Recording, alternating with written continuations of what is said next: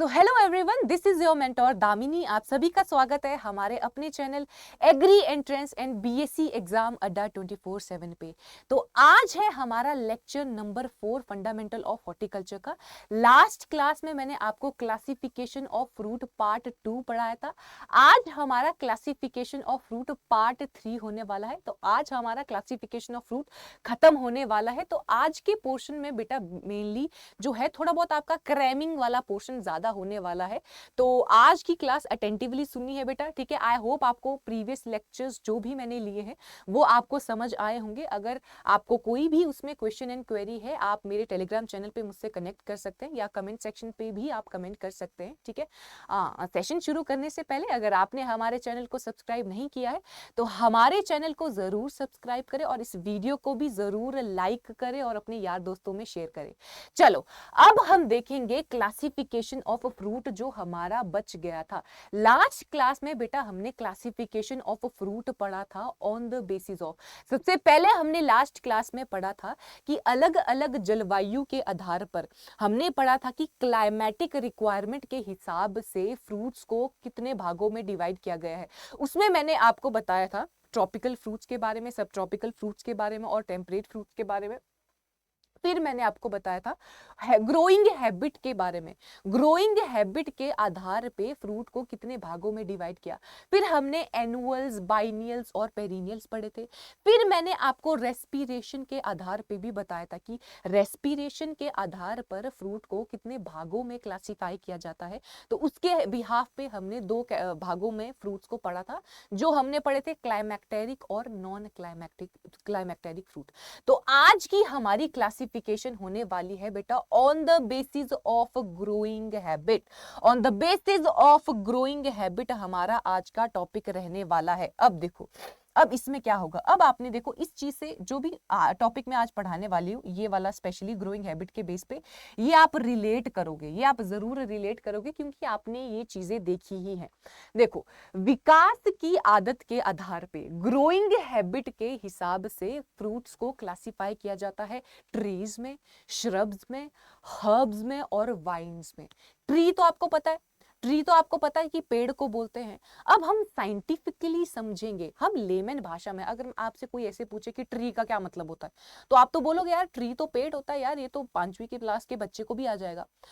अब आप agricultural student हो, आप अपने फर्स्ट सेमेस्टर में हो या कुछ सेकंड सेमेस्टर में हो सकते हैं, ठीक है।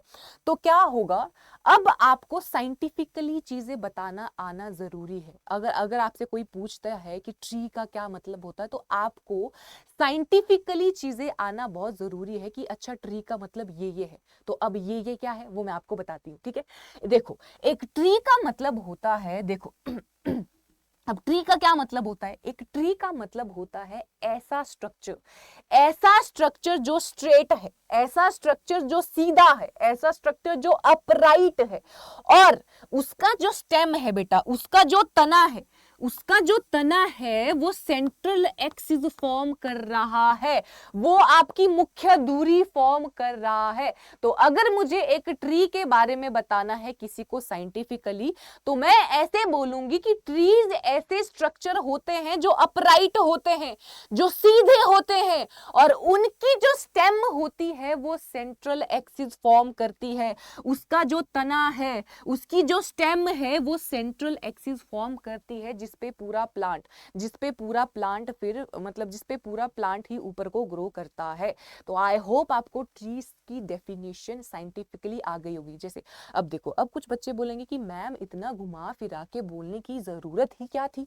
अब आपके पेपर में आ गया, अगर क्लासिफिकेशन बताओ, अगर आपके पेपर में आ गया तो आप ऐसे थोड़ी ना लिखोगे ना, ट्री को हम पेड़ बोलते हैं, पेड़ पे फल लगते हैं, तो ये चीजें हम नहीं बोल सकते।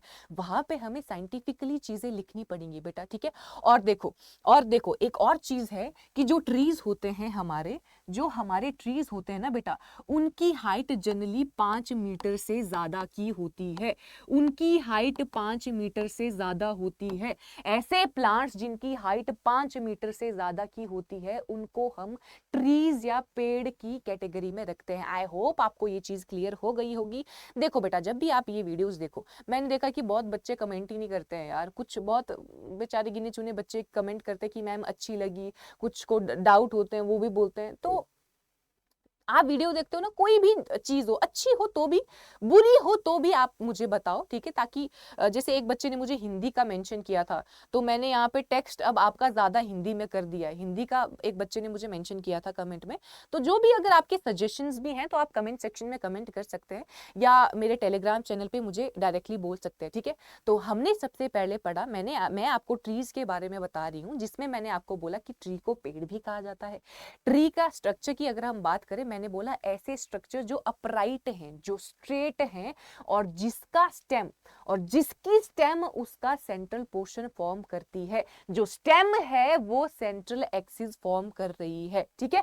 ये सीधे खड़े रहने वाले पौधे हैं, जिसमें मुख्य जो तना है, जिसमें जो तना है वो मुख्य दूरी बनाता है, वो मुख्य दूरी के रूप में विकसित होता है, उसको बोला जाता है एक ट्री या पेड़, ठीक है। और ट्री की हाइट जनरली 5 मीटर से ज्यादा होती है बेटा, ठीक है। 5 मीटर से जो ज्यादा बड़े आपके पौधे होंगे उनको ट्री की कैटेगरी में रखा जाता है। अब देखो, मैंगो का पेड़ देखा होगा आपने, अब देखो 5 मीटर होता है, वो 5 मीटर से छोटा होता है, बड़ा होता है ना, तो मैंगो का पेड़ आपका इसमें आ जाएगा। ज्यादातर जो आपकी फ्रूट क्रॉप्स होती हैं, ज्यादातर जो आपकी फल वाले क्रॉप होती हैं, फल वाली फसलें होती हैं, वो सारी की सारी मैक्सिमम उनमें से आपकी ट्रीज की कैटेगरी में आती है। मैंगो देखा होगा, बेर देखा होगा, आंवला देखा होगा, एप्पल देखा होगा, पीच देखा होगा, पियर देखा होगा, प्लम देखा होगा, सारी चीजें ये एक ट्री के स्ट्रक्चर में या ट्री के अंडर आने वाली हैं, ठीक है। आई होप आपको ये चीज समझ आ गई होगी। अब आगे बढ़ते हैं, आगे बढ़ा जाए। देखो, उसके बाद आ जाती है हमारे पास झाड़ियां, उसके बाद आ जाती है बेटा श्रब्स, उसके बाद आ जाता है आपका श्रब्स। अब देखो, श्रब्स ऐसे स्ट्रक्चर होते हैं, श्रब ऐसे स्ट्रक्चर होते हैं जिनकी हाइट 5 मीटर से कम होती है। ट्री में मैंने बोला ऐसे स्ट्रक्चर जिनकी हाइट 5 मीटर से ज्यादा होगी, और श्रब में मैं ऐसे बोल रही हूं कि ऐसे स्ट्रक्चर जिनकी हाइट 5 मीटर से कम होगी वो आएंगे आपकी झाड़ियों की कैटेगरी में। आपने झाड़ियां देखी होंगी, आपने रोज देखा होगा, अगर आपने पोमग्रेनेट देखा होगा, अनार का पौधा देखा होगा, वो भी उसी कैटेगरी में आ जाता है बेटा, वो भी उसी कैटेगरी में आ जाता है। देखो यहाँ पे, और बाकी छोड़ो यहाँ पे देखो, यहाँ पे आपको एक झाड़ी दिख रही है, यहाँ पे आपको एक श्रब दिख रहा है। आपको क्या दिख रहा होगा? आपको ये दिख रहा है कि ये एक ऐसा स्ट्रक्चर है जिसकी हाइट ज्यादा नहीं है, जिसकी हाइट हमारी 5 मीटर से कम की है, और इसमें कोई मेन स्ट्रक्चर, मेन ट्रंक नहीं है। देखो, रुक जाओ, ट्री में मैंने आपको क्या बोला था? ट्री में मैंने आपको बोला था कि जो स्टेम है वो एक सेंट्रल एक्सिस फॉर्म करती है, ये इसको बोला जाता है बेटा ट्रंक, इसको बोला जाता है ट्रंक, ठीक है। जो मेन एक्सिस है, जो मेन पोर्शन है, यहां तक, ये जो पोर्शन होता है ना, यहां से यहां तक का, जब हमारा, देखो ये वाला चीज बहुत जरूरी है, यहां पे आना। देखो, यहां से लेके यहां तक का स्ट्रक्चर, मतलब जब हमारी ब्रांच बनना शुरू हो जाती है, जब हमारी टहनी बनना एक प्लांट में शुरू होती है, तब तक का स्ट्रक्चर, यहां से लेके ग्राउंड लेवल से लेके यहां तक के स्ट्रक्चर को बोला जाता है ट्रंक। इसके ऊपर वाले स्ट्रक्चर को हेड या लीडर बोला जाता है, इसके ऊपर वाले स्ट्रक्चर को हेड या लीडर बोला जाता है। मैं यहाँ पे ट्रंक की बात कर रही हूँ। ट्रंक का मतलब होता है ग्राउंड लेवल से एक पेड़ की हाइट, और कहां तक? वहां तक जहां से एक ब्रांच शुरू होती है, वहां तक जहां से एक ब्रांच शुरू होती है बेटा, उसको बोला जाता है ट्रंक। अगर आपसे पूछ लिया जाए कि एक ट्री की ट्रंक क्या कहलाती है, ट्री की ट्रंक वो स्ट्रक्चर होता है, वो पोर्शन होता है एक ट्री का, ग्राउंड लेवल से लेके ये वाली हाइट, ग्राउंड लेवल से लेके ये वाली हाइट, जब तक हमारी ब्रांचेस ना बननी शुरू हो जाए, उसको बोला जाता है बेटा ट्रंक, उसको बोला जाता है ट्रंक। और इसके ऊपर जो भी प्लांट बनेगा उसको बोला जाता है लीडर या उसको हेड बोला जाता है। आई होप ये चीज आपको क्लियर हो गई हो। इस चीज में बच्चे, ये बहुत ही सिंपल है, ये बहुत ही बेसिक चीज है, बट बच्चे इस चीज में कंफ्यूज होते हैं कि ट्रंक का मतलब क्या होता है और लीडर क्या होता है। ट्रंक होता है आपका यहां तक का स्ट्रक्चर, ट्रंक हो जाएगा आपका यहां तक का स्ट्रक्चर, और इसके ऊपर का स्ट्रक्चर हो जाएगा बेटा लीडर और हेड। राइट। ट्री का तो हमने समझ लिया था स्ट्रक्चर, ठीक है। अब देखो मैं आपको श्रब बता रही थी, श्रब्स। मैंने आपको श्रब्स में ये चीज बोली थी कि ऐसे स्ट्रक्चर्स, ऐसे प्लांट जिनकी हाइट 5 मीटर से कम होती है और जिनमें क्या होता है, जिनमें ट्रंक नहीं होती है। मैंने ट्री में क्या देखा था, इस तरीके का स्ट्रक्चर था, ट्रंक था, ऊपर ब्रांचेस बन रही थी, ठीक है। बट श्रब्स में मैं ट्रंक नहीं देख पा रही हूं क्योंकि इसमें ट्रंक होता ही नहीं है, इसमें ट्रंक होता ही नहीं है और ग्राउंड लेवल से ही ब्रांचेस अराइज शुरू करने लग जाती हैं, ग्राउंड लेवल से ही टहनियां शुरू हो जाती है, ग्राउंड लेवल से ही ब्रांचेस आना शुरू हो जाती हैं। तो इन स्ट्रक्चर्स को बोला जाता है बेटा श्रब्स। ट्री में हमने देखा था ट्रंक बना, ट्रंक के ऊपर ब्रांचेस बन रही थी। श्रब्स में मैं क्या देख रही हूं, इसमें ट्रंक तो है ही नहीं, ट्रंक तो इसमें है ही नहीं, और जो ब्रांचेस हैं वो भी ग्राउंड लेवल से ही शुरू हो रही हैं। आपने रोज देखा होगा, हिबिस्कस देखा होगा। अभी आप फ्लोरिकल्चर से उतने अवगत हुए नहीं होंगे अगर आप फर्स्ट सेमेस्टर में हो तो। अब रोज तो देखा होगा, गुलाब तो सभी ने देखा होगा। अब गुलाब का पौधा आपको किस तरीके से दिखाई देता है, देखो गुलाब का पौधा आपको इस तरीके से दिखाई देता है, ये गुलाब है, ठीक है। गुलाब नीचे से भी इस तरीके का होता है, गुलाब का पौधा आपको इस तरीके से दिखाई देता है बेटा। ऊपर आपका गुलाब लगा होगा, ऊपर आपका गुलाब लगा होगा, ठीक है। तो यहाँ पे देखो, ये इसको भी श्रब बोला जाता है कि ग्राउंड लेवल से ही आपकी ब्रांचेस आना शुरू होंगी और इसका कोई ट्रंक नहीं होगा। तो ऐसे स्ट्रक्चर्स को बोला जाता है बेटा श्रब्स। तो ऐसे स्ट्रक्चर को बोला जाता है बेटा झाड़ियां। आई hope this is clear, I hope इतनी चीजें आपको क्लियर होंगी। जो जो चीजें हैं वो आप कमेंट सेक्शन में मुझे बताते रहना बेटा, ठीक है। चलो अब आगे देखते हैं। ये सारी चीजें ना बहुत बेसिक चीजें हैं, ये सारी चीजें आपकी बहुत ही ज्यादा बेसिक चीजें हैं जो आपको आनी चाहिए। अगर आप अभी अच्छे से पढ़ लेते हो ना बेटा, जो भी चीजें आपके फंडामेंटल में आती है ना, जैसे फंडामेंटल ऑफ हॉर्टिकल्चर है, अभी हम आगे जेनेटिक्स पढ़ेंगे, जेनेटिक्स भी मैं ही आपको पढ़ाऊंगी, तो आगे हम जेनेटिक्स भी पढ़ेंगे, एंटोमोलॉजी भी पढ़ेंगे। तो जो फंडामेंटल वाला पोर्शन है वो आपका बहुत स्ट्रांग होना चाहिए, क्योंकि अगर आपकी ये कॉन्सेप्ट क्लियर हो गए, आगे एप्लीकेशन है बेटा, फिर आगे आपकी एप्लीकेशन है। अगर आपके कॉन्सेप्ट अभी तगड़े हो गए, अगर आपके कॉन्सेप्ट अभी स्ट्रांग हो गए, तो आगे आपको नहीं दिक्कत आएगी, टू बी वेरी ऑनेस्ट नहीं दिक्कत आएगी आपको, ठीक है। चलो बातें हो गई, बात काम की बात करते हैं। दो चीजें मैंने आपको बताई, एक मैंने आपको बताया ट्री, दूसरा मैंने बताया आपको श्रब। तीसरी चीज आ जाती है बेटा हर्बेशियस प्लांट्स। हर्बेशियस प्लांट आ जाते हैं, शाकीय प्लांट आ जाते हैं, ठीक है, शाकीय पौधे आ जाते हैं। आपको ये फोटो दिख रही होगी, लगाई है तो दिख रही होगी, ठीक है। अब आपको यहाँ पे क्या दिख रहा है, अब आपको यहाँ पे दिख रहा होगा छोटा सा ऐसे नाजुक सा पौधा दिख रहा होगा आपको, छोटा सा हरा भरा नाजुक सा पौधा दिख रहा होगा। ट्री और जो श्रब्स थे बेटा, ट्री और श्रब थे वो वुडी होते थे, उनमें लकड़ी होती थी। आपने ट्री देखा होगा तो लकड़ी होती है, वो श्रब देखी होगी, रोज की श्रब देखी होगी, वो लकड़ी है, वो मुलायम तो होती नहीं है, ठीक है। पर जो आपके हर्ब्स हैं, जो आपके शाकीय पौधे हैं, वो आपके मुलायम होते हैं, वो बहुत ही आपके, हम बोल सकते हैं सकुलेंट, बोलते हैं सकुलेंट वर्ड इस्तेमाल किया जाता है, जो मुलायम, जो आपके मुलायम पौधे होते हैं। देखो आपको यहाँ पे इस पिक्चर से दिख रहा होगा कि कितना सकुलेंट पौधा है, कितना मुलायम पौधा है, कितना सॉफ्ट पौधा है, जिसमें वुडी पोर्शन नहीं पाया जाता, जिसमें लकड़ी वाला पोर्शन नहीं पाया जाता, उसको बोला जाता है बेटा हर्बेशियस प्लांट, उसको बोला जाता है हर्बेशियस प्लांट। हम ग्रोइंग हैबिट के हिसाब से एक फ्रूट्स की क्लासिफिकेशन पढ़ रहे हैं, जिसमें मैंने आपको पहले ट्रीज बताया, जिसमें मैंने आपको उसमें एग्जांपल भी बताया, मैंगो बताया, एप्पल बताया, पियर बताया, पीच बताया। दूसरी बात की हमने श्रब्स की। अब हमारा, मैंने आपको बोला था हॉर्टिकल्चर में फ्रूट भी आएंगे, वेजिटेबल्स भी आएंगे, फ्लावर्स भी आएंगे, स्पाइसेस एंड कॉन्डिमेंट भी आएंगे, सब कुछ आएंगे। तो मैंने आपको रोज का एग्जांपल दिया, गुलाब का एग्जांपल मैंने वहां पे आपको दिया कि जो आपकी श्रब्स हैं उसमें गुलाब भी एग्जांपल के तौर पे आ जाएगा। अब जो आपका हर्बेशियस प्लांट्स आते हैं बेटा, मैंने हर्बेशियस प्लांट ऐसे प्लांट बोला जो आपके सॉफ्ट, जिनमें आपकी सॉफ्ट सकुलेंट स्टेम पाई जाएगी, जिनमें आपके मुलायम और रसीले जिसके तने, जिसके स्टेम आपके मुलायम से होते हैं, मुलायम से होते हैं, रसीले से होते हैं, उनको बोला जाता है बेटा हर्बेशियस प्लांट।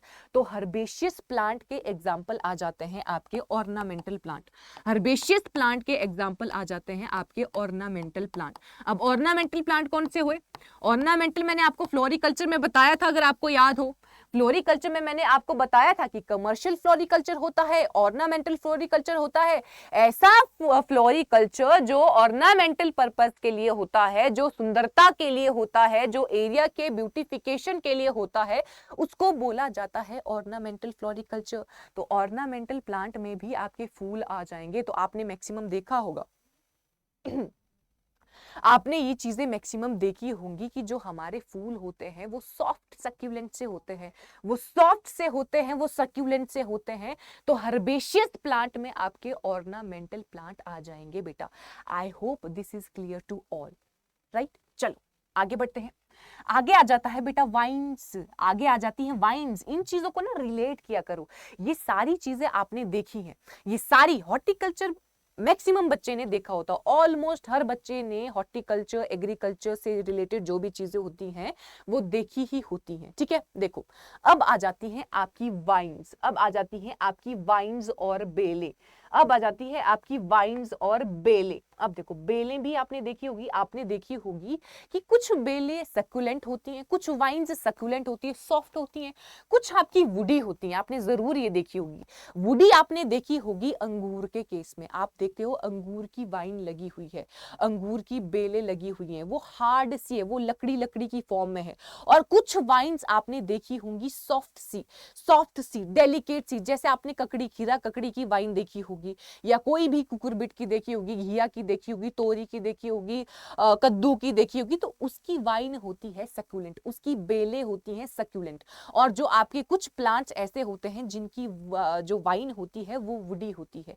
तो वाइन बेसिकली क्या होती है? जो बेलें होती है, इस तरीके के स्ट्रक्चर होते हैं, इस तरीके के स्ट्रक्चर होते हैं जो आपके स्ट्रेट ग्रो नहीं करते हैं, उनको किसी ना किसी का सपोर्ट चाहिए ही रहता है, उनको किसी ना किसी चीज का सपोर्ट चाहिए ही रहता है अपनी ग्रोथ के लिए। देखो यहाँ पे आपको कुछ ऐसे स्ट्रक्चर दिख रहे होंगे, ये वाइन्स है, यहाँ पे मैंने वाइन लगाई हुई है, यहाँ पे मेरा इस तरीके का स्ट्रक्चर पहले से है।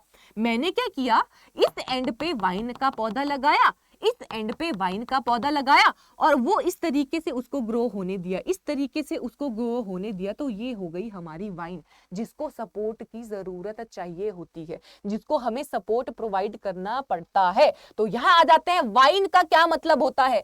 वाइन दोनों होती है, वुड वाली वाइन भी होती है, जिसमें मैंने आपको एग्जाम्पल में अंगूर बताया था, एग्जाम्पल में मैंने अंगूर बताया था। दूसरा मैंने बोला हर्बेशियस वाइन्स भी होती हैं, जिसमें मैंने आपको ककड़ी का एग्जाम्पल दिया था, जिसमें मैंने आपको खीरा का एग्जाम्पल दिया था। ठीक है, और क्या बोला मैंने, और which are flexible and not in position to keep their branches and leaves erect. इसका मतलब क्या हुआ?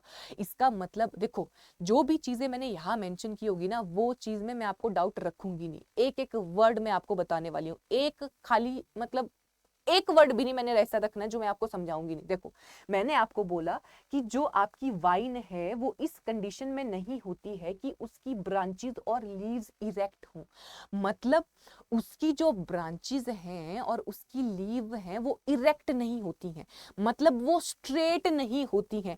मैंने आपको बोला कि वाइन के लिए या बेलों के लिए उन्हें सपोर्ट प्रोवाइड करवाना पड़ता है, उनको हमें सपोर्ट प्रोवाइड करना पड़ता है, क्योंकि उसकी जो टहनियां हैं, नॉट टहनियां बट उसकी जो बेलें हैं वो आपकी स्ट्रेट ग्रो नहीं कर पाती है, कुछ ना कुछ हमें उसको सपोर्ट देना पड़ता है, तभी ये चीज लिखी गई है। हिंदी में भी आ जाते हैं। देखो ये पौधे चाहे लकड़ीदार हो या चाहे ये शाखियां हो, ठीक है, इनकी डालियां लचीली होती हैं और अपने आप खड़ी नहीं रह पाती हैं, इनकी डालियां अपने आप खड़ी नहीं रह पाती हैं, हमें कुछ ना कुछ सपोर्ट इनको प्रोवाइड करना पड़ता है। या तो हम डंडे लगा देते हैं, पोल लगा देते हैं ताकि तुम ऊपर ग्रो कर जाओ, या तो मैंने ऐसा स्ट्रक्चर फॉर्म कर दिया है कि तुम वाइन्स, तुम्हें टेंशन लेने की जरूरत नहीं है, तुम्हें सपोर्ट की जरूरत है, मैंने सपोर्ट प्रोवाइड कर दिया है, तुम इस पे ग्रो कर जाओ। ठीक है, आई होप आपको ये क्लासिफिकेशन क्लियर हो गई हो, जिसमें मैंने आपको ग्रोइंग हैबिट के हिसाब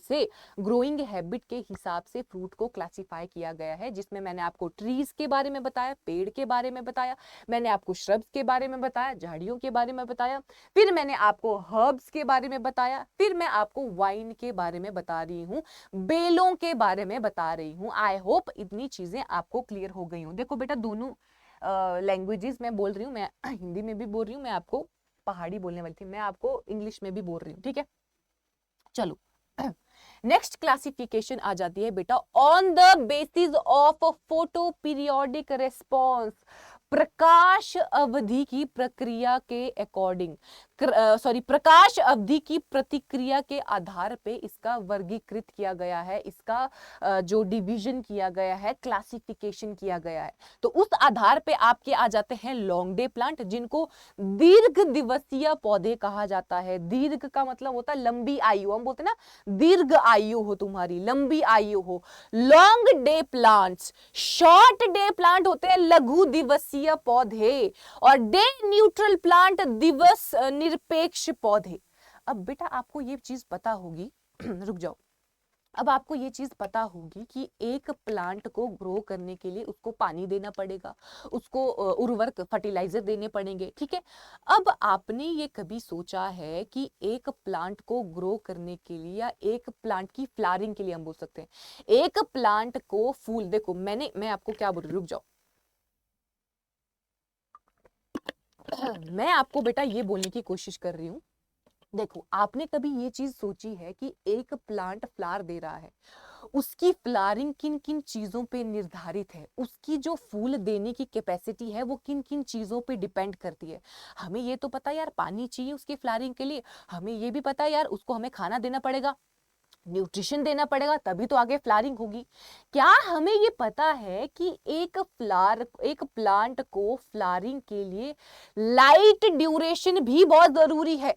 हमने कितने घंटे की लाइट देनी है एक प्लांट को ताकि उसमें फ्लावरिंग हो, ताकि उसमें फूल आए, उसको बोला जाता है फोटो पीरियोडिक रिस्पॉन्स। मतलब लाइट ड्यूरेशन, प्रकाश अवधि हमने कितनी देनी है एक प्लांट को, एक पौधे को, उसके हिसाब से भी प्लांट को कैटेगराइज किया गया है कि लाइट एक्सपोजर प्लांट को कितना मिलना चाहिए या कितना लाइट चाहिए प्लांट को, उस हिसाब से भी प्लांट को कैटेगराइज किया गया है।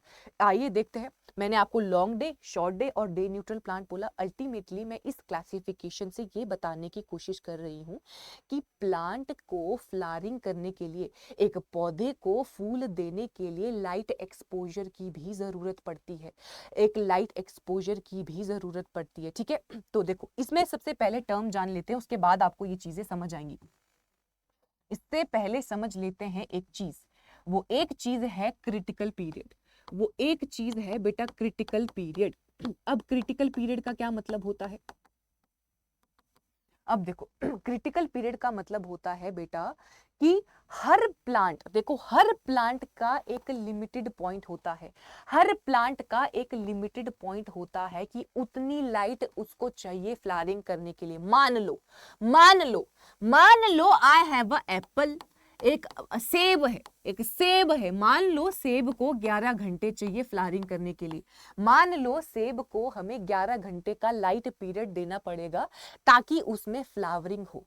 जो लिमिट है एप्पल की, जो लिमिट है एप्पल की कि इतने घंटे की लाइट हमें देनी पड़ेगी, उसके बाद जाके ही इसमें फ्लावरिंग आएगी, तो उसको बोला जाता है बेटा क्रिटिकल पीरियड, उसको बोला जाता है क्रिटिकल पीरियड। कि हर प्लांट की एक लिमिट है, हर प्लांट की एक लिमिट है, उस लिमिट पर या उस लिमिट तक ही वो फ्लावरिंग आगे दे सकता है। मान लो एप्पल को 11 घंटे का लाइट चाहिए पर इसको 10 घंटे का लाइट मिल रहा है, तो ये फ्लावरिंग नहीं कर पाएगा, तो ये फ्लावरिंग नहीं कर पाएगा। तो क्रिटिकल पीरियड का मतलब होता है कि कितने घंटे की लाइट एक प्लांट को चाहिए, कितनी लिमिट है एक प्लांट की कि उस लिमिट पे वो फ्लावरिंग शुरू कर देगा, उसको बोला जाता है बेटा क्रिटिकल पीरियड, उसको बोला जाता है क्रिटिकल पीरियड। कि कितने घंटे के दिन एक प्लांट को चाहिए कि उसमें फ्लावरिंग आए। आई होप आपको क्रिटिकल पीरियड समझ आया होगा। कि क्रिटिकल पीरियड क्या होता है। ठीक है, मैंने आपको एप्पल का एग्जांपल भी दिया। मैंने ऐसे बोला कि एक हर प्लांट की लिमिट होती है, उस लिमिट पे ही वो फ्लावरिंग देता है, उस लिमिट पे ही वो फ्लावरिंग देता है। जो लिमिट है वो जो लिमिट की मैं बात कर रही हूँ वो है लाइट ड्यूरेशन की लिमिट, वो है आपकी लाइट ड्यूरेशन की लिमिट। तो देखो, अब ये मैंने इतना बड़ा राम कहानी क्यों बताई, मैंने बताई आपको ये समझाने के लिए। सारी चीजें देखो, देखना आप बेटा, जो भी चीजें मैं आपको पढ़ाती हूँ या समझाती हूँ, सबसे पहले मैं आपका बेस फॉर्म करती हूँ, मैं आपका बेस फॉर्म करती हूँ। मैंने आपको हॉर्टिकल्चर बताया बिल्कुल बेस फॉर्म करके, फिर मैंने क्लासिफिकेशन बताई थी जिसमें मैंने आपको फ्रूट पढ़ाने से पहले थोड़ा सा फ्लावर के बारे में पढ़ाया था। तो वैसे ही इस क्लासिफिकेशन को पढ़ाने से पहले मैं आपको क्रिटिकल पीरियड के बारे में बता रही हूँ कि एक मिनिमम लिमिट, जिस लिमिट पे फ्लावर, जिस लिमिट पे एक प्लांट फ्लावरिंग करता है, उसको बोला जाता है क्रिटिकल पीरियड। अब लॉन्ग डे प्लांट्स क्या होते हैं? लॉन्ग डे प्लांट ऐसे प्लांट होते हैं जिनको 12 घंटे से ज्यादा, 12 घंटे से ज्यादा डे लेंथ चाहिए, डे लेंथ चाहिए या लाइट एक्सपोजर चाहिए, लाइट एक्सपोजर चाहिए अपनी फ्लावरिंग के लिए। ऐसे प्लांट जिनको 12 घंटे से ज्यादा डे लेंथ चाहिए, 12 घंटे से ज्यादा डे लेंथ चाहिए अपनी फ्लावरिंग करने के लिए, उनको बोला जाता है लॉन्ग डे प्लांट, उनको बोला जाता है बेटा लॉन्ग डे प्लांट। और मैं ये भी बोल सकती हूं कि लॉन्ग डे प्लांट ऐसे प्लांट होते हैं जब उनकी डे लेंथ, जब उनकी डे लेंथ क्रिटिकल पीरियड से एक्सीड करती है, जब उनकी डे लेंथ, उनका जो एक्सपोजर है लाइट का, वो क्रिटिकल पीरियड से एक्सीड करता है, बढ़ता है, तो उसको बोला जाता है बेटा लॉन्ग डे प्लांट। अगर ये याद नहीं रहता तो आपको बस इतना याद रखना है कि लॉन्ग डे प्लांट ऐसे प्लांट होते हैं जिनको 12 घंटे से ज्यादा लाइट पीरियड चाहिए, 12 घंटे से ज्यादा लाइट पीरियड जिन भी प्लांट्स को चाहिए तो उनको बोला जाता है बेटा लॉन्ग डे प्लांट। ठीक है, अब शॉर्ट डे प्लांट की बात करते हैं। शॉर्ट डे प्लांट, नाम से पता चल रहा है कि ऐसे प्लांट जिनको ज्यादा लंबे डेज नहीं चाहिए, जिनको ज्यादा लंबे डे लेंथ नहीं चाहिए, जिनको ज्यादा लंबी लाइट ड्यूरेशन नहीं चाहिए, उनको बोला जाता है बेटा शॉर्ट डे प्लांट। और यहाँ पे लेस देन 12 घंटे का डे लेंथ चाहिए, यहाँ पे 12 घंटे से कम का डे लेंथ आपके प्लांट्स को चाहिए रहता है फ्लावरिंग के लिए, तो उन प्लांट्स को कहा जाता है short day plant. I hope बेटा आपको इतनी चीजें क्लियर हो रही होंगी। मैंने आपको बोला कि लॉन्ग डे प्लांट ऐसे प्लांट होते हैं जिनको 12 घंटे से ज्यादा, जिनको 12 घंटे से ज्यादा डे लेंथ चाहिए, वो हो गए आपके long day plant. Short day plant ऐसे प्लांट होते हैं जिनको 12 घंटे से कम डे लेंथ चाहिए, मतलब जिनका नाइट पीरियड ज्यादा होना चाहिए और डे पीरियड उनका कम होना चाहिए, तो उन प्लांट्स को बोला जाता है बेटा शॉर्ट डे प्लांट। ठीक है, ये फ्लावरिंग के विद रिस्पेक्ट टू बात हो रही है कि ऐसे प्लांट जिनको 12 घंटे से ज्यादा लाइट चाहिए फ्लावरिंग के लिए, उनको बोला जाता है लॉन्ग डे प्लांट। ऐसे प्लांट जिनको 12 घंटे से कम डे लेंथ चाहिए फ्लावरिंग के लिए, उनको बोला जाता है short day plant. I hope आपको क्लियर हो गया होगा। इतनी चीजें मैं बहुत बार रिपीट कर चुकी हूँ, ठीक है बेटा, क्योंकि स्टार्टिंग में इन चीजों में बच्चों को कंफ्यूजन होता है, तो I am repeating again and again, again and again, again and again, ताकि आप लोगों को समझ आ जाए। एक बार नहीं तो दूसरी बार में, दूसरी बार नहीं तो तीसरी बार में। अगर तीसरी बार भी समझ नहीं आ रहा तो मेरा टेलीग्राम चैनल है, वहां पे आप मुझे मैसेज कर सकते हो। ठीक है, अब देखो, डे न्यूट्रल प्लांट का मतलब होता है बेटा, देखो नाम से पता चल रहा है, दिवस निरपेक्ष पौधे। जो ऐसे पौधे जिसमें डे लाइट का कोई लेना देना नहीं है, डे लेंथ का कोई लेना देना नहीं है, लाइट एक्सपोजर का कोई लेना देना नहीं है फ्लावरिंग के लिए।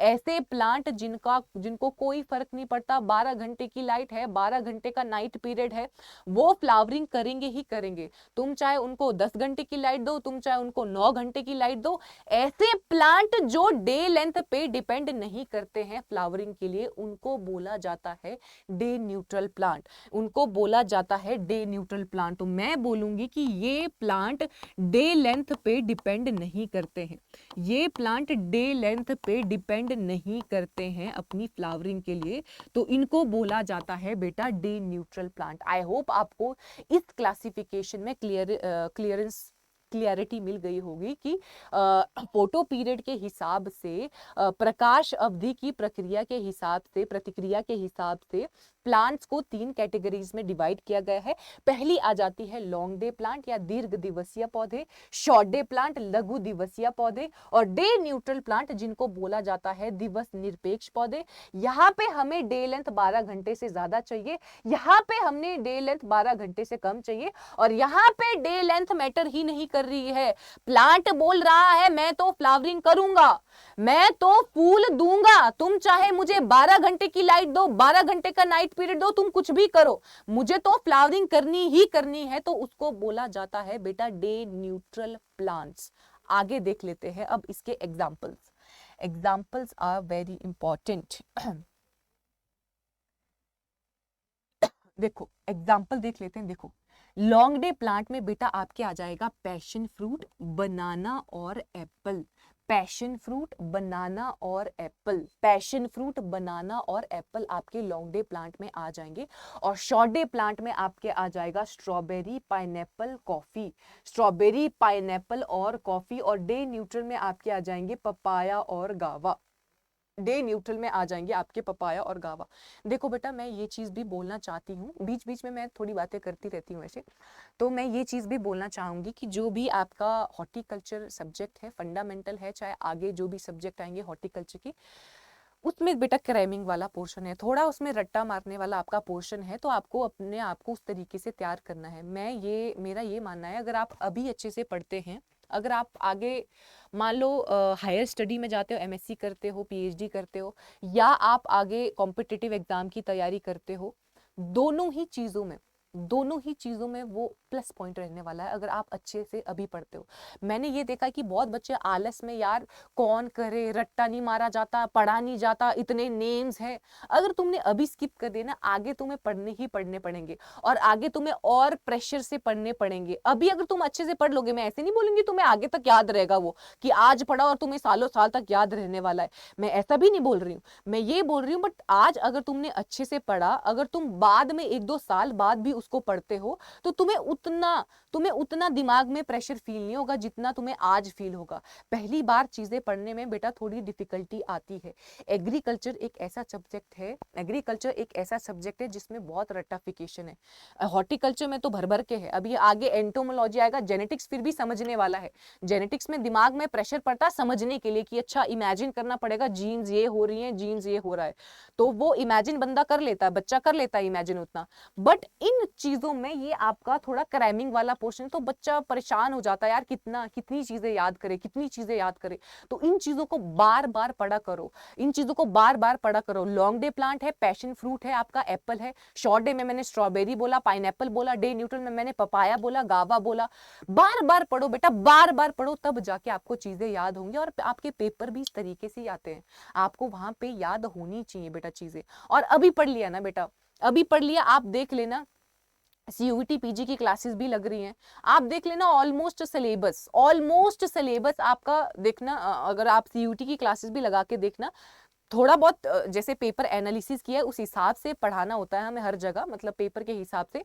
आप देखना कि यही चीजें हैं, यही चीजें आपको आगे भी पढ़नी पड़ेंगी। तो बेटर ये है ना कि अभी अच्छे से पढ़ लो, अभी नोट्स बना लो अच्छे से। बाद में जब आप कॉम्पिटिटिव एग्जाम की तैयारी करोगे या हायर स्टडीज करोगे, तब एक्स्ट्रा चीजें ऐड ऑन कर ली, जो तुम्हें लगेगी यार ये मैंने ऐड नहीं की थी, उसको ऐड कर लिया, बाकी मजे में हो जाएगा। बस अभी ध्यान दो, ध्यान देनी है बस चीजें, ठीक है।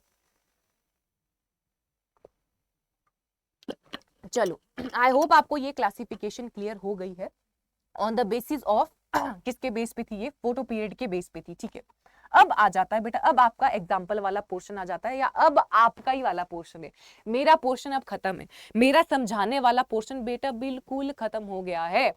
यहाँ पे आ जाता है कि फ्रूट ट्रीज को सॉल्ट टॉलरेंसी के अकॉर्डिंगली भी क्लासिफाई किया गया है। सॉल्ट टॉलरेंस के अकॉर्डिंग भी क्लासिफाई किया गया है, मतलब किस फ्रूट में सॉल्ट टॉलरेंसी, किस फ्रूट में नमक, क्या है ये, नमक सहिष्णुता के आधार पे कि कौन सा ऐसा फ्रूट है जो आपका सैलिनिटी को टॉलरेट कर सकता है। नमकीन जो आपकी मतलब सलाइन सॉइल होती हैं आपकी, उनको टॉलरेट कर सकते हैं, उसके आधार पे भी क्लासिफाई किया गया है कि जो सबसे ज्यादा टॉलरेट कर लेंगे, जो सबसे ज्यादा जिनमें सहन शक्ति होगी, वो आएंगे हाईली टॉलरेंट में। इन बिटवीन होगा तो वो आएंगे आपके मीडियम में, और जो सबसे ज्यादा सेंसिटिव होंगे वो छुई हुई प्लांट होंगे। जो छुई हुई प्लांट होंगे वो बोलेंगे नहीं यार हम सैलिनिटी को नहीं झेल पा रहे हैं, वो आपके सेंसिटिव प्लांट में आएंगे। सेंसिटिव का मतलब ही होता है कि उनमें सहनशीलता नहीं है, उनमें सहनशीलता नहीं है। तो सॉल्ट टॉलरेंसी के अकॉर्डिंगली प्लांट को क्लासिफाई किया गया है हाईली टॉलरेंट में, मीडियम टॉलरेंट में और हाईली सेंसिटिव में। अब इसमें आपका वाला पार्ट ही है कि आपको याद करने हैं कि ऐसे कौन से फ्रूट हैं जो आपके हाईली टॉलरेंट में आते हैं, जो आपके अत्यधिक सहिष्णु में आते हैं, क्या आएगी, मीडियम टॉलरेंट में आते हैं और हाईली सेंसिटिव में आते हैं। देखो जो आपके हाईली टॉलरेंट प्लांट है बेटा, जो आपके हाईली टॉलरेंट फ्रूट हैं, वो जनरली वो फ्रूट हैं, वो जनरली वो सारे फ्रूट हैं जो आपके एरिड और सेमी एरिड रीजन में लगते हैं। जो मैंने आपको बताया था, ऐसे फ्रूट जो शुष्क और अर्ध शुष्क क्षेत्रों में लगते हैं, वो ज्यादातर आपके ये सॉल्ट टॉलरेंट में आ जाएंगे। वहां पे पानी कम होता है, वह ऐसे एरिया जहां पे पानी कम होता है, वो मैंने बोला था कि शुष्क और अर्ध शुष्क या एरिड और सेमी एरिड होते हैं। मैंने आपको बताया भी था कि वहां पे ये सारे फ्रूट आ जाएंगे और ये सारे फ्रूट सैलिनिटी को टॉलरेट कर लेते हैं, उनमें सैलिनिटी के प्रति सहनशीलता अच्छी खासी होती है। ठीक है, मीडियम में आ जाएंगे आपके अनार आ जाएगा, कैश्यू नट आ जाएगा, फिग आ जाएगा, जामुन आ जाएगा, फालसा हो जाएगा, और हाईली सेंसिटिव में बेटा आपका आम आ जाएगा, सेब आ जाएगा, सिट्रस फ्रूट्स आ जाएंगे, नाशपाती हो जाएगा, स्ट्रॉबेरी हो जाएगा। ये सारी चीजें आपको याद करनी ही पड़ेंगी, ये सारी चीजें बेटा आपको याद करनी पड़ेंगी कि सॉल्ट टॉलरेंट में आपके कौन कौन आ जाएंगे। डेट पाम होगा, बेर होगा, आंवला होगा, गावा होगा। मीडियम में हमारी पोमग्रेनेट होगी, कैश्यू होगा, फालसा होगा, जामुन होगा। हाईली सेंसिटिव में आपकी स्ट्रॉबेरी आ जाएगी, एप्पल आ जाएगा, पियर आ जाएगा। तो ये सारी चीजें आपको पढ़नी पड़ेंगी। ठीक है, जो आपका फंडामेंटल ऑफ हॉर्टिकल्चर में वहां पे आपको पढ़ना पड़ेगा, बाद में तो आपके मेन कोर्सेज भी इसी पे चलेंगे, तो वो आपको अल्टीमेटली याद हो जाएंगी चीजें। ठीक है, तो फर्स्ट सेमेस्टर में बेटा हेक्टिक लगता है, फर्स्ट सेमेस्टर में आपको हेक्टिक लगेंगी चीजें। जैसे आप सेमेस्टर वाइज सेमेस्टर बढ़ते रहोगे ना, तो आपको आदत पड़ती जाएगी कि अच्छा एग्रीकल्चर में हमने पढ़ना ही इस तरीके से, हमने पढ़ना ही इस तरीके से कि चलो इस तरीके से हम क्रैमिंग करेंगे, इस तरीके से हम थोड़ा रटाफिकेशन करना ही पड़ेगा कि इतनी सारी फ्रूट्स हैं, इतनी सारी चीजें हमें याद करनी पड़ेंगी। ठीक है, फर्स्ट सेमेस्टर में बड़ी दिक्कत आती थी यार हमें भी जैसे जैसे मेरी बीएससी हॉर्टिकल्चर से है। ठीक है, तो जैसे फ्रूट क्रॉप्स होता था कि ट्रॉपिकल फ्रूट अलग हैं, टेम्परेट फ्रूट अलग हैं और सब ट्रॉपिकल अलग हैं। तो हर फ्रूट का नाम इतने, हर फ्रूट की इतनी ज़्यादा वैरायटी। तो उस टाइम ऐसे होता था यार क्या है ये, क्यों है, क्या मतलब क्या है इस पढ़ाई का। बट ऐसा ही है बेटा, वैरायटीज ये सारी चीज़ें ही आपको पढ़नी पड़ेंगी। समझने वाला पार्ट मैं आपको बहुत तगड़े से समझाऊंगी, बहुत अच्छे से समझाऊंगी, बट जो ये वाला पोर्शन है उसमें आपको ज़्यादा मेहनत करनी पड़ेगी कि थोड़ा कि अब मैं किस तरीके से आपको याद करवा सकती हूँ। ऐसे होता है ना कि सामने हो तो बोलो एप्पल है, मैंगो है, बनाना है। ठीक है, तो अब आपको क्या करना है, बार बार चीजें रिवाइज करनी है बेटा, बार जितनी बार आप याद कर सकते हो उतनी बार याद करो। तो अभी से ही अगर करोगे तो आपके लिए ये बहुत अच्छा है। मैं ऐसे हवा में बातें नहीं फेंक रही हूँ, मैं जेन्युइनली बोल रही हूँ, अपने एक्सपीरियंस से बोल रही हूँ। ठीक है, मुझे भी ये सारी चीजें पहले याद नहीं थी, बट अब पूछोगे तो, कभी भी पूछोगे तो मुझे याद है ये। ठीक है, तो आपको इस तरीके से पढ़ना है बेटा। ठीक है, चलो अब आगे बढ़ते हैं। हमने पढ़ा बेस्ड ऑन सॉल्ट टॉलरेंसी, अब हम देखेंगे बेस्ड ऑन रिलेटिव एसिड टॉलरेंसी। पहले हमने सॉल्ट के प्रति टॉलरेंसी बोली, अब मैं बोलूंगी अम्ल सहनशीलता के हिसाब से फ्रूट को डिवाइड किया गया है उतने ही पार्ट में, हाईली टॉलरेंट, मीडियम टॉलरेंट और लेस टॉलरेंट और हाईली सेंसिटिव। हाईली सेंसिटिव का मतलब होता है जो एसिडिटी को सहन ही नहीं कर पाते। मीडियम का मतलब मतलब है थोड़ा बहुत एसिडिटी को सहन कर लेंगे। हाईली टॉलरेंट का मतलब है वो एसिडिटी को बहुत ज्यादा सहनशीलता से बेयर कर लेंगे कि एसिडिटी है, एसिडिक सॉइल है, कोई नहीं, मैं यहाँ पे सरवाइव कर जाऊंगा। तो ऐसे पौधे जो एसिडिटी को बेयर कर लेते हैं, एसिडिटी को टॉलरेट कर लेते हैं, उनको बोला जाता है हाईली टॉलरेंट। मीडियम टॉलरेंट होगा जो ना ज्यादा एसिडिटी को सहन कर पाएगा, मतलब ज्यादा एसिडिटी को नहीं सहन कर पाएगा, अगर बीच की कंडीशन है तो वो सहन कर सकता है। हाईली सेंसिटिव का मतलब है ऐसे पौधे जो ज्यादा एसिडिटी को बेयर नहीं कर पाते हैं, जो ज्यादा एसिडिटी में सर्वाइव नहीं कर पाते हैं। तो यहाँ पे भी हमारा एग्जाम्पल आ जाता है हाईली टॉलरेंट। ऐसे कौन से पौधे हैं जो हाईली टॉलरेंट टू एसिड है? तो वो आ जाएगा आपका स्ट्रॉबेरी, रास्पबेरी, फिग, बेल और आपका प्लम। ठीक है, ये सारे जो फ्रूट्स हैं वो आपके हाईली टॉलरेंट में आ जाएंगे। मॉडरेट में आपके आ जाएंगे पाइनएप्पल, एवोकाडो एंड लीची। पाइनएप्पल, एवोकाडो और लीची। आई होप आपको ये चीजें क्लियर हो रही होंगी। हर क्लासिफिकेशन का मैंने मतलब अपनी तरफ से मैं पूरी कोशिश कर रही हूँ कि मैं बेसिक से बेसिक, आसान से आसान भाषा में आपको ये बताने की कोशिश करूँ कि आसान से आसान भाषा में, ताकि आपको समझ जाए अल्टीमेटली। अब हम भी इस मोटिव से पढ़ा रहे हैं कि आगे जो बच्चा पढ़ रहा है उसको समझ आ जाए चीजें, तो मैं पूरी कोशिश करूंगी कि आपको सारी चीजें समझ आ जाएं। ठीक है, थोड़ा बहुत क्रैमिंग वाला पोर्शन है तो बेटा उसमें आपको थोड़ा दिमाग ज्यादा लगाना पड़ेगा, थोड़ा आपको ध्यान ज्यादा लगाना पड़ेगा। जो समझाने वाला पोर्शन है उसमें आपको कोई टेंशन नहीं लेनी है। कुछ नहीं समझ आए फिर से पूछो, बार बार पूछो, कमेंट में पूछो, डायरेक्ट पूछो। ठीक है, तो उसमें आपको घबराने वाली कोई बात नहीं है। बाकी थोड़ा बहुत आपको याद करनी पड़ेंगी चीजें, है इसमें याद करने वाला। आगे भी हम क्लासिफिकेशन देखेंगे, बोटेनिकल क्लासिफिकेशन। देखो अब आती है हमारी बोटेनिकल डिस्क्रिप्शन, बोटेनिकल डिस्क्रिप्शन या बोटेनिकल क्लासिफिकेशन। अब बोटेनिकल क्लासिफिकेशन या बोटेनिकल डिस्क्रिप्शन का मतलब होता है कि एक प्लांट है, एक फ्लावर है, एक फ्रूट है, उसका कुछ नाम होता है, उसकी कुछ फैमिली होती है, उसका कुछ ओरिजिन होता है, उसका कुछ क्रोमोसोम नंबर होता है। तो उसके हिसाब से, उसकी बॉटनी के हिसाब से उसकी कुछ फैमिली है। फैमिली का मतलब होता है जैसे आप लोग फैमिली होते हैं ना कि हम सेम फैमिली के हैं, आपके कजिन थोड़े बहुत आपकी तरह दिखते हैं। ठीक है, तो आपके कजिन थोड़ी बहुत दिखते हैं तो आपको तो थर्ड पर्सन होता है, उसको पता चल जाता है कि यार एक ही फैमिली के हैं ये। ठीक है, तो इस तरीके से प्लांट की भी अलग अलग फैमिली होती है। ठीक है, तो वो आगे हम जानेंगे। इसमें मैंने आपको इस तरीके से डिवाइड किया हुआ है कि ट्रॉपिकल फ्रूट की बोटेनिकल डिस्क्रिप्शन मैंने अलग बताई है, टेम्परेट फ्रूट की मैंने अलग बताई हुई है, सब ट्रॉपिकल फ्रूट की मैंने अलग बताई है, ताकि फिर आप उसी पैटर्न में उसको याद करो और साथ साथ ही आपको इस तरीके से भी फ्रूट याद हो जाएंगे। अच्छा, ट्रॉपिकल एरिया में ये फ्रूट लगते हैं, सब ट्रॉपिकल में ये फ्रूट लगते हैं और टेम्परेट में ये फ्रूट लगते हैं। बेटा ये आपका क्रैमिंग वाला पोर्शन है। मुझे ये जो ये वाला क्रैमिंग वाला पोर्शन होता है ना, इसको पढ़ाने में इतना वो आ जाता है कि यार बच्चे बोलेंगे कि मैम समझ ही नहीं आ रहा है, क्योंकि इसमें पढ़ने वाला मतलब इसमें अल्टीमेटली आपकी मेहनत है। मेरी मेहनत ये है कि मैं आपको कंटेंट दे सकती हूँ, जितना आपका है कंटेंट उतना कंटेंट मैं आपको प्रोवाइड कर सकती हूँ, बट इसमें ज्यादा रोल आपका रहता है, आप लोगों का ज्यादा रोल रहता है, क्योंकि आपको याद करना पड़ेगा इसमें। ठीक है, तो सबसे पहले मैंने आपको बोटेनिकल डिस्क्रिप्शन या बोटेनिकल क्लासिफिकेशन बताई है ट्रॉपिकल फ्रूट्स के बारे में, जो हमने पढ़ा था उष्ण कटिबंधीय फल, जिसमें आपको याद हो मैंने आपको बोला था ऐसे फ्रूट जो गर्म इलाकों में लगते हैं और जहां पे दिन और रात के टेम्परेचर में ज्यादा वेरिएशन नहीं पाई जाती है, और जहां के जो प्लांट्स होते हैं वो एवरग्रीन होते हैं। आई होप आपको ये चीजें याद हो और समझ आई हो, लास्ट क्लास में हमने ये बात की थी।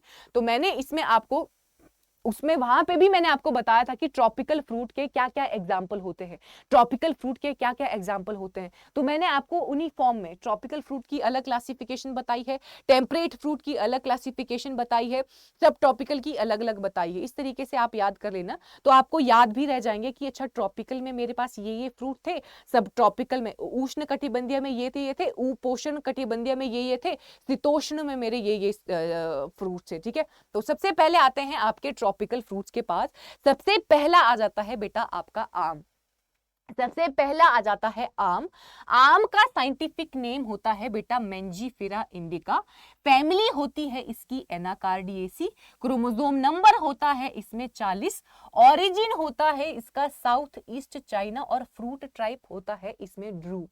ये फ्रूट टाइप तो आपको पता होनी चाहिए क्योंकि मैंने क्लासिफिकेशन में सबसे पहले आपको यही चीज बताई है कि मॉर्फोलॉजी के बेस पे प्लांट को 3 भागों में डिवाइड किया जाता है, जिसमें मैंने आपको बताया था कि सिंपल फ्रूट क्या होते हैं, कंपोजिट फ्रूट क्या होते हैं और एग्रीगेट फ्रूट क्या होते हैं। सिंपल फ्रूट में हमने बेरी, पोम, हेस्पेरिडियम, नट, ड्रूप, ये सारी चीजें पढ़ी थी। अगर आपने वो लेक्चर नहीं लगाया है, अगर आप डायरेक्टली इन लेक्चर में आए हो, इन लेक्चर्स को देख रहे हो, तो पहले के लेक्चर लगाना, तभी ये चीजें आपको क्लियर होंगी कि ड्रूप का क्या मतलब होता है और बेरी का क्या मतलब होता है। जो भी बच्चे नए हैं बेटा, आप ये कोशिश किया करो कि पहले स्टार्टिंग के लेक्चर लगाया करो। हमेशा पहले स्टार्टिंग के लेक्चर लगाने हैं, क्योंकि मैंने आपकी क्लासेस भी इस तरीके से डिजाइन की है, या इस तरीके से मैं टॉपिक आपको पढ़ाने वाली हूं कि हर टॉपिक आपका रिलेट करेगा ही करेगा। पहला टॉपिक दूसरे से रिलेटेड होगा, दूसरा तीसरे से होगा, तीसरा चौथे से होगा। तो इस तरीके से मैंने हिरार्की या एक सीक्वेंस बनाया हुआ है आपके सिलेबस का, तो उस हिसाब से मैं आपको पढ़ाने वाली हूँ, ठीक है। तो इस तरीके से बेटा आपको हर क्रॉप का, हर फ्रूट का साइंटिफिक नेम, उसकी फैमिली, उसका क्रोमोसोम नंबर, उसका ओरिजिन, कहां पे वो कहां से वो बना है, कहां से उसका ओरिजिन हुआ है, और कौन सा वो फ्रूट टाइप है, फ्रूट टाइप कौन सा है उसका, ये सारी चीजें आपको पता होनी चाहिए बेटा। ये सारी चीजें आपको पता होनी चाहिए, ठीक है। जैसे बनाना का आ जाता है, ये सारी चीजें अभी तो बेसिक है आपका, अभी ये बेसिक है कि आपको यही चार्ट पढ़ना पड़ेगा। बाद में आपको इन क्रॉप्स के बारे में भी पढ़ना पड़ेगा कि मैंगो में क्या क्या चीजें होती हैं, बनाना में क्या क्या चीजें होती हैं, पपाया में क्या क्या चीजें होती हैं। जब तक आप उस स्टेज पे पहुंचोगे तब तक आपको ये नाम याद हो चुके होंगे। मैंगो में भी अगर मान लो आपने मैंगो पूरा पढ़ना है कि मैंगो को किस तरीके से ग्रो किया जाता है या मैंगो की खेती किस तरीके से की जाती है, ये चीज आपको ऑलरेडी तब तक याद हो जाएगी कि मैंगो का नाम है मेंजीफेरा इंडिका, एनाकार्डिएसी फैमिली है, क्रोमोसोम नंबर 40 है, ऑरिजिन इसका आपका साउथ ईस्ट एशिया आ जाएगा और फ्रूट टाइप आपका ड्रूप आ जाएगा, ठीक है। ये जो आपके टेबल है जो मैं आपको प्रोवाइड करने वाली हूं, ये आपको बार बार पढ़ने हैं, बार बार देखो इनको, 1000 बार देखो, बार बार देखो, वो गाना है ना, बार बार देखो 1000 बार देखो, ये देखने पड़ेंगे आपको, देखने पड़ेंगे आपको, तो ही जाके याद होंगे बेटा, ठीक है। अब देखो, बनाना का नाम होता है मूसा अक्यूमिनाटा और मूसा बाल्बिसियाना। ऐसे तो मैं आपको डायरेक्टली ये टेबल ही प्रोवाइड कर सकती थी, ऐसे मैं आपको डायरेक्टली, क्योंकि इसमें मेरा कोई पार्ट नहीं है, मैं आपको याद नहीं करवा सकती हूँ, ठीक है। मैं आपको याद नहीं करवा सकती हूँ कि बेटा बोलो मेंजीफेरा इंडिका, लाइव क्लास होती तो मैं आपको बता सकती थी, ठीक है। तो मूसा अक्यूमिनाटा बोलो, मूसा बाल्बिसियाना बोलो, मैं आपको ये चीज डिक्टेट या पढ़ा इसीलिए रही हूँ ताकि आपको प्रोनाउंस किस तरीके से हमने इसको प्रोनाउंस करना है, प्रोनाउंसिएशन इसकी किस तरीके से है वो आपको पता चले, ठीक है। क्योंकि बहुत सारे बच्चे पढ़ी, हम भी होते थे स्टार्टिंग में, अब कैरी का पपाया, कोई कैरिसा पढ़ रहा है, कोई कुछ पढ़ रहा है, जैसे वाइटिस विनीफेरा तो विटिस विनीफेरा कोई पढ़ता है। तो मैं आपको प्रोनाउंसिएशन के मतलब पर्पस से ये सारी जो पूरे टेबल को मैं पूरा पढ़ाऊंगी आपको, पूरा बताऊंगी आपको, ठीक है। चलो, बनाना में मैंने बोला मूसा अक्यूमिनाटा और मूसा बाल्बिसियाना, और फैमिली है मूसेसी। क्रोमोसोम नंबर होगा इसमें, क्रोमोसोम नंबर वेरी करता है, डिप्लॉइड भी होता है, ट्रिप्लॉइड भी होता है और टेट्राप्लॉइड भी होता है। ऑरिजिन आ जाता है बेटा इंडो मलायन या इंडो बर्मा, और फ्रूट टाइप आ जाता है आपका बेरी, फ्रूट टाइप आपका आ जाता है बेरी। नेक्स्ट क्रॉप आ जाती है बेटा आपकी पपाया, नेक्स्ट क्रॉप आ जाती है पपाया, जिसका नाम होता है कैरिका पपाया, जिसकी फैमिली होती है कैरिकेसी। क्रोमोसोम नंबर होता है 18, ऑरिजिन होता है tropical America, and fruit type is your berry, fruit type is your berry. अगर ग्रेप्स की बात करें तो ग्रेप्स का नाम होता है वाइटिस विनीफेरा और फैमिली होती है वाइटेसी, और क्रोमोसोम नंबर होता है आपका 38, ऑरिजिन है आपका western Asia and central Europe, और आपका फ्रूट टाइप हो जाता है berry, fleshy fleshy berries, juicy juicy berries, ठीक है। चलो अब आगे देखते हैं, आगे भी थोड़े ट्रॉपिकल फ्रूट के एग्जांपल है, जैसे गावा का एग्जाम्पल आ जाएगा। गावा का नाम होता है बेटा Psidium guajava. Psidium guajava is the name of guava. Family आ जाती है बेटा इसकी मिर्टेसी। क्रोमोसोम नंबर आ जाएगा 22 और ओरिजिन आ जाएगा ट्रॉपिकल अमेरिका और फ्रूट टाइप भी इसका क्या होगा, बेरी होगा। ठीक है, अब उसके बाद आ जाता है आपका सपोटा। सपोटा होता है आपका चीकू। सपोटा होता है आपका चीकू। ठीक है, तो चीकू का नाम होता है बेटा एक्रस सपोटा। सपोटेसी इसकी फैमिली होती है। क्रोमोसोम नंबर इसका 26 होता है। साउथ मैक्सिको इसका ओरिजिन होता है और बेरी इसका फ्रूट टाइप होता है। नेक्स्ट फ्रूट आ जाता है बेटा सिट्रस। नेक्स्ट फ्रूट आपका ट्रॉपिकल फ्रूट आ जाता है सिट्रस। सिट्रस का नाम होता है सिट्रस स्पीशीज। फैमिली आ जाती है इसकी रूटेसी। क्रोमोसोम नंबर होता है इसका 18। ओरिजिन होता है इसका साउथ ईस्ट एशिया और फ्रूट टाइप होता है हेस्पेरिडियम। फ्रूट टाइप होता है इसका हेस्पेरिडियम। हेस्पेरिडियम में मैंने आपको बताया था कि हेस्पेरिडियम में क्या होगा, जो उसका एपिकार्प होगा, फ्रूट का एपिकार्प होगा, वो लेदरी होगा। उसको बोला जाता था रिंड। मैंने बोला था, मान लो ये आपका किन्नू है, किन्नू का जो बाहर वाला छिलका होता है उसको मैंने बताया था उसको रिंड कहा जाता है। जो उसका रिंड होता है वो होता है लेदरी। रिंड होता है लेदरी। उसके अंदर आपके सेक्शन पाए जाते हैं। इसके अंदर सेक्शन पाए जाते हैं। सेक्शन के अंदर क्या होगा, जूसी वेसिकल्स पाए जाएंगे। सेक्शन के अंदर आपके पाए जाएंगे जूसी वेसिकल्स। आई होप आपको इतनी चीजें बेटा क्लियर हो रही होंगी। नेक्स्ट आ जाता है बेटा आपका सब ट्रॉपिकल फ्रूट्स। नेक्स्ट आ जाते हैं आपके सब ट्रॉपिकल फ्रूट। तो सबसे पहले सब ट्रॉपिकल फ्रूट या उष्ण कटिबंधीय फलों में आ जाता है बेटा आपका लीची। लीची का नाम होता है लीची चाइनेंसिस। फैमिली होती है आपकी सेपिंडेसी। क्रोमोसोम नंबर होता है आपका 30 और ओरिजिन होता है सदर्न चाइना और फ्रूट टाइप इज नट। मैंने आपको बताया था लीची और रामबुटान ऐसे फ्रूट हैं जो नट की कैटेगरी में आते हैं। आपको ये नहीं लगेगा कि लीची नट है, आपको लगेगा कि लीची एक ड्रूप है।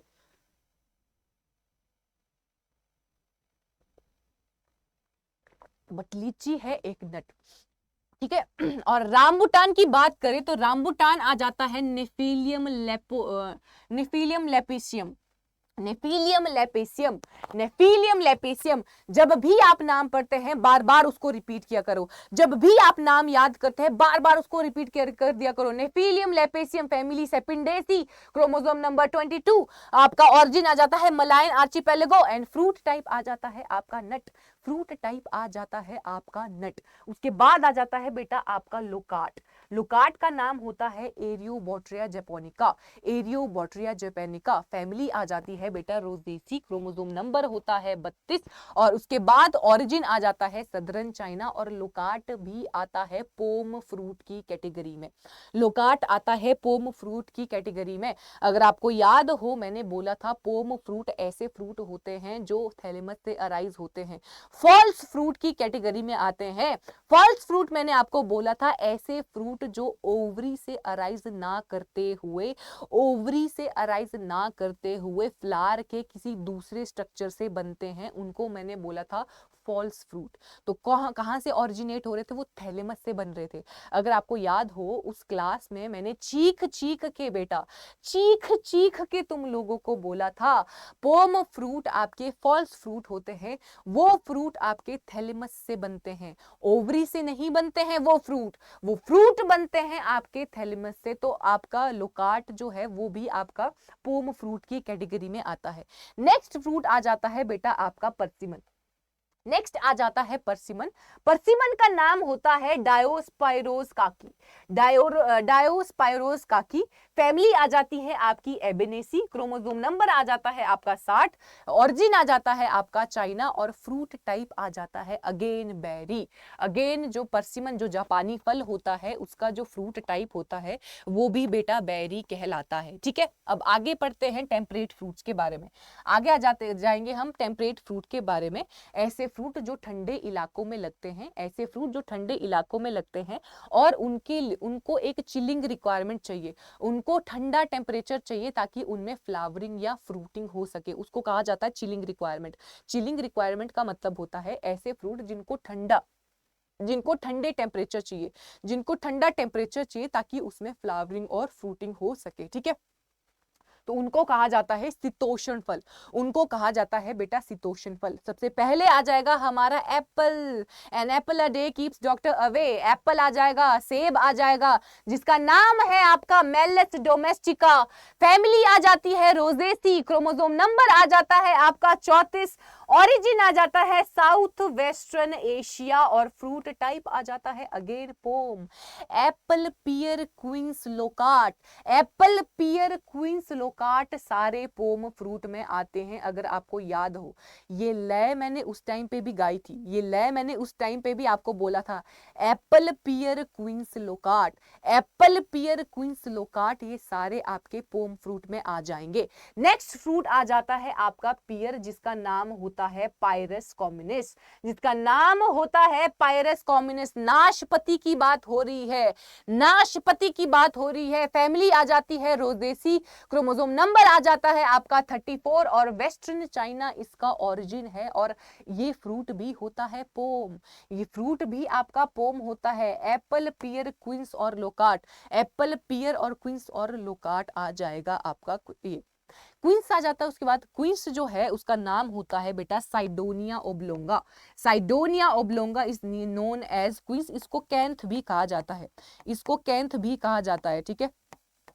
चलो अब इसकी फैमिली भी आपकी रोजेसी होती है, क्रोमोसोम नंबर होता है आपका 34, south Europe and Asia minor इसका ओरिजिन है और आपका क्वींस भी किसमें आता है, पोम की कैटेगरी में आता है बेटा, पोम फ्रूट की कैटेगरी में आपका क्वींस भी आता है। उसके बाद आ जाता है आपका आड़ू, पीच आ जाएगा, उसके बाद आपका आड़ू आ जाएगा, पीच का नाम होता है प्रूनस पर्सिका, फैमिली होती है रोजेसी, क्रोमोसोम नंबर होता है इसका 32 और ओरिजिन होता है China and peach is a drupe, peach is a drupe, peach एक ड्रूप फ्रूट है। मैंने आपको बोला था कि ड्रूप फ्रूट ऐसे फ्रूट होते हैं जिनमें अंदर गुठली होती है, जिनमें अंदर गुठली होती है, बाहर एक्सोकार्प होती है, मैंगो याद करो, मैंगो याद करो, बाहर का छिलका एपिकार्प जो खाते हैं पोर्शन मीजोकार्प, अंदर की गुठली एंडोकार्प।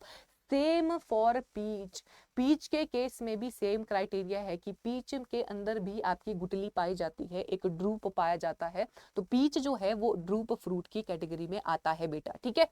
आई होप इतनी चीजें क्लियर हो गई हैं सभी को, ठीक है। मुझे पता है कि थोड़ा नहीं काफी याद करने वाला पोर्शन है, तो पर बेटा याद तो करना पड़ेगा। आप देखो एक इस तरीके से भी चीजें होती हैं कि आपको पता है कि आपकी लाइफ में क्या, आप बोलोगे कि क्या ही ज्ञान दे रहे हो, है ना। आपको पता है कि चीजें लाइफ इजी ब्रीजी नहीं जाने वाली हैं, तो उसको रो के नहीं, उसको हंस के जियो यार। मतलब हर बंदे की लाइफ में अप्स एंड डाउन आते हैं, हर बंदे की लाइफ में आते हैं, तो हमें पता भी है कि लाइफ इतनी इजी नहीं होने वाली कि हमेशा खुशी रहे हम, बीच में हमारे नेगेटिव फेजेस भी आने वाले हैं, तो पता है हमें ये सारी चीजें। तो मतलब लाइफ जीनी है तो अच्छे से जियो, खुश होके जियो, ठीक है। ऐसे नहीं कि रो रो के यार क्या ही कर रहा हूं मैं, क्यों ही कर रहा हूं, ये चीज के नहीं जीना है। ये सोचे करना यार, करना तो है ही, कर लेते हैं, हंसी खुशी कर लेते हैं, रो के क्या ही करना, इससे अच्छा हम हंस के कर लेते हैं। तो मैं आपको ये जो मैंने आपको 2-4 मोटिवेशनल बातें कही, इसका बोलने का तात्पर्य मेरा यही था कि आपको ये सारा टेबल देख के ऐसे होगा कि कौन ही याद करे, पर बेटा आपके आगे ये आएंगे तो आप अभी याद कर लेना, आगे आएंगी ये चीजें, अगर आगे आनी ही आनी है तो अभी मत्था मार के इसको याद कर लेना। अभी मत्था मारोगे पहले सेमेस्टर में भी नंबर आएंगे, अच्छे नंबर आएंगे, आगे भी अच्छे नंबर आएंगे। अभी छोड़ दिया तो आगे फिर अवॉइड ही करते रह जाओगे, फिर आगे चल के फिर कॉम्पिटेटिव एग्जाम की तैयारी करोगे, फिर उतने लेवल का मत्था मारना पड़ेगा, वही बात हो जाती है फिर, ठीक है। चलो नेक्स्ट आ जाता है बेटा आपके प्लम्स, नेक्स्ट आ जाते हैं आपके प्लम्स। प्लम का साइंटिफिक नेम होता है प्रूनस स्पीशीज, फैमिली आ जाती है रोजेसी, क्रोमोसोम नंबर होता है आपका 32, ऑरिजिन होता है आपका चाइना और ये भी आपका ड्रूप फ्रूट में आता है। उसके बाद आ जाते हैं आपके बादाम, ऑलमंड आ जाएगा, ऑलमंड का नाम होता है प्रूनस अमेग्डालिस, फैमिली इसकी भी रोजेसी है, क्रोमोसोम नंबर इसका भी 32 है, ऑरिजिन इसका सेंट्रल एशिया है और ये भी ड्रूप है। आप ये देख पा रहे होंगे कि जो भी मैंने आपको टेम्परेट फ्रूट करवाए हैं उनकी फैमिली ऑलमोस्ट मैक्सिमम की फैमिली रोजेसी है, मैक्सिमम का क्रोमोसोम नंबर 32 या 34 है, तो आपको याद करने में इजी होगा। मैक्सिमम फ्रूट या तो ड्रूप है या तो पोम है, ये रिलेट करना है बेटा। जब भी आप चीजें याद करते हो आपको रिलेट कर करके याद करनी है। अच्छा, Apple, pear, queen's, low-carb pome थे, मैंने रिलेट किया ना कि एप्पल, पियर, क्वींस और लोकार्ट वो सारे पोम है, ठीक है। तो उस तरीके से आपको रिलेट करके चीजें पढ़नी है। एप्रिकॉट का नाम आ जाता है प्रूनस आर्मिनिया का, फैमिली आ जाएगी रोजेसी, क्रोमोसोम नंबर इसका भी 32 है, ऑरिजिन इसका नॉर्थ ईस्टर्न चाइना आ जाएगा और ये भी आपका ड्रूप आ जाएगा। उसके बाद हमारे नट फ्रूट में वॉलनट आ जाएगा, वॉलनट का नाम है जुगलान्स रीजिया, जुगलान्स रीजिया फैमिली इसके नाम से ही रिलेटेड है, जुगलैंडेसी, और क्रोमोसोम नंबर इसका 32 आ जाएगा, सेंट्रल एशिया इसका ऑरिजिन होगा और ये है एक nut fruit. Walnut is the nut, walnut is the nut. उसके बाद चेरी आ जाएगा, ठीक है, चेरी आ जाएगा, तो चेरी का नाम आ जाता है प्रूनस स्पीशीज, अलग अलग स्पीशीज इसकी पाई जाती हैं, जुगलैंडेसी इसकी भी फैमिली है और क्रोमोसोम नंबर इसका 32 आ जाता है। चेरी की फैमिली जुगलैंडेसी नहीं रोजेसी होनी चाहिए, आई विल चेक इट, ठीक है बेटा। और उसके बाद ओरिजिन आ जाता है इसका south east Europe and north west Asia और फ्रूट टाइप इसका भी आ जाता है drupe, cherry is also a drupe, ठीक है। चलो बेटा ये सारी थी बोटेनिकल डिस्क्रिप्शन, ये सारा था बोटेनिकल क्लासिफिकेशन। आई होप आपको आज का लेक्चर समझ आया हो। आज का लेक्चर स्टार्टिंग में ही समझने वाला था, बाकी चीजें आपको थोड़ा क्रैमिंग वाला पोर्शन है, बाकी आपका थोड़ा रट्टाफिकेशन वाला पार्ट है। तो ये चीज करके छोड़ना नहीं है कि यार कौन ही याद करे, आज नहीं तो कल आपको याद करना पड़ेगा, तो बेटर है कि उसको आज ही याद करो। आज जैसे जब भी आप ये वीडियो देखोगे उस टाइम आपने क्या करना है, नोट्स मैं आपको भेजती रहूंगी, नोट्स तो मैंने आपको भेजे ही होंगे, ठीक है। तो पहले समझ लिया, क्लास लगा के समझ लिया, उसके बाद उसको याद कर लिया, क्लास लगाओ, नोट्स बनाओ, समझो, याद करो और रिवीजन करते रहो, बार बार रिवीजन करते रहो, बार बार रिवीजन करते रहो। Revision is the key to success, revision key to success है। ये आज अभी समझ नहीं आएगा आपको, ये बाद में जाके आपको समझ आएगा, ठीक है। तो अभी पढ़ोगे यार अच्छा होगा, सेमेस्टर में भी अच्छे नंबर आएंगे, आगे भी उतनी दिक्कतें नहीं आएंगी। अगर अभी नहीं पढ़ा तो सेमेस्टर भी वैसे जाएंगे और आगे भी दिक्कतें ही दिक्कतें, तो बेटर है कि अभी से ही अपनी तैयारी अच्छे से किया करो। और अगर आपको जैसे थोड़ा बहुत ये चीज़ होती है कि हर यूनिवर्सिटी या हर कॉलेज का सिलेबस सेम नहीं होता है, हम ये कोशिश करेंगे कि आपका मोस्ट ऑफ सिलेबस कंप्लीट हो जाए, ठीक है। ऐसा भी हो सकता है कि कुछ यूनिवर्सिटी का एक आधा टॉपिक छूट जाए, तो आप ये चीज़ भी बता सकते हो कि मैम ये क्वेश्चन ये टॉपिक रह गया है या ये टॉपिक भी हमारे यूनिवर्सिटी या हमारे सिलेबस में इंक्लूडेड है, तो आप मुझे सजेस्ट भी कर सकते हो कि ये टॉपिक पढ़ा दो, ठीक है। अगर कोई भी ऐसे टॉपिक है जिसमें आपको दिक्कत आ रही है तो आप मुझे बता सकते हो कि ये टॉपिक है, ये आप पढ़ा दो, इस पर आप वीडियो बना दो, तो वो सारी चीज़ें हो जाएंगी। उसके लिए आपको कम्युनिकेट करना पड़ेगा। आप पहले टेलीग्राम चैनल ही नहीं ज्वाइन किया होगा, सबसे पहले टेलीग्राम चैनल ज्वाइन कर लेना, उसके बाद आप कम्युनिकेट कर पाओगे, या कमेंट सेक्शन में भी ज़रूर बताना। आई होप आपको ये वीडियो पसंद आया हो, और पसंद आया होगा तो लाइक और शेयर ज़रूर करें। और इसके साथ साथ ही अगर आपको कोई भी करियर काउंसलिंग चाहिए तो आप इस नंबर पे कांटेक्ट कर सकते हैं। और इसके साथ साथ ही अगर आपने हमारे channel agri entrance and BSc exam Adda को अभी तक सब्सक्राइब नहीं किया है तो हमारे चैनल को ज़रूर सब्सक्राइब करें। और मिलते हैं अगली क्लास में, ठीक है। कमेंट करते रहना, सजेशंस जो भी हैं वो देते रहना, ठीक है। चलो बाय बाय।